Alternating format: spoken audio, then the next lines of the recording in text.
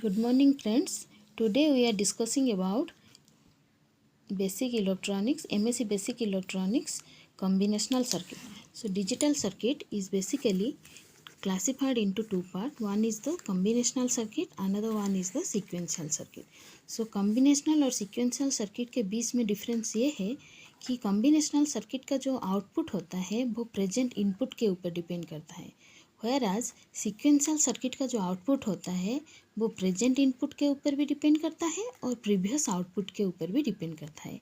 जैसे कि for example हम लोग कंसिडर करेंगे, अगर मैं 1 को 0 के साथ ऐड करूँगी, 1 के लिए प्रेजेंट 1 को अगर मैं 0 के साथ ऐड करूँगी तो 1 हो गया हमारा प्रेजेंट इनपुट और 0 हो गया हमारा प्रेजेंट इनपुट। तो इन लोगों का एडिशन कितना होगा?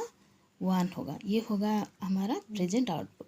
But in case of sequential circuit, if you add 4 with 1, then it will give you 5. If you again add with another one, then it will depend upon the previous output, means it will depend upon the previous output 5 and present input 1. So ये कितना हो गया? 6 हो गया।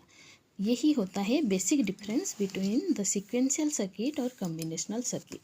तो combinational circuit का example है adder, subtractor, comparator, multiplexer, demultiplexer and रोम।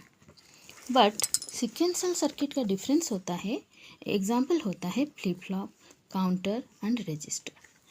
तो अगर हम इसका सर्किट डायग्राम ड्रा करेंगे और ब्लॉक डायग्राम ड्रा करेंगे तो कॉम्बिनेशनल सर्किट के लिए हम लोग एन इनपुट ले सकते हैं और इसका आउटपुट एन आउटपुट हो सकता है।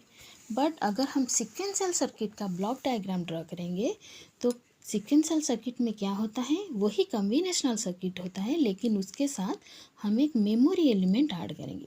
वो क्या करता है, वो हमारे जो प्रेजेंट आउटपुट निकलेगा उस आउटपुट को मेमोरी में स्टोर करके नेक्स्ट जब हम इनपुट देंगे उसमें वो उसको फीडबैक करेगा। ऐसे ही सीक्वेंशियल सर्किट प्रेजेंट आउटपुट के ऊपर भी डिपेंड करता है और नेक्स्ट इनपुट के ऊपर भी डिपेंड करता है। तो हम लोग पहले कॉम्बिनेशनल सर्किट पढ़ेंगे। तो पहले हम देखेंगे हम कॉम्बिनेशनल सर्किट का डिज़ाइन कैसे करेंगे। सो अगर हमें कोई प्रॉब्लम दिया गया होगा और हमें कहा गया होगा कि design a combinational circuit for some problem, then you have to first define the problem. Next is you have to find the number of available inputs and required output available to determine. In third step हम क्या करेंगे, the input and output availables are assigned letter symbol. हम input और output जो हमें निकालना होगा उसको हम लेटर के सिंबल में हम उसको लेटर सिंबलाइज करेंगे। और फोर्थ स्टेप में हम क्या करेंगे, make a truth table to define the relationship between the input and the output. हम एक ट्रूथ टेबल ड्रॉ करेंगे जिसमें हम इनपुट और आउटपुट के बीच में एक रिलेशन निकालेंगे।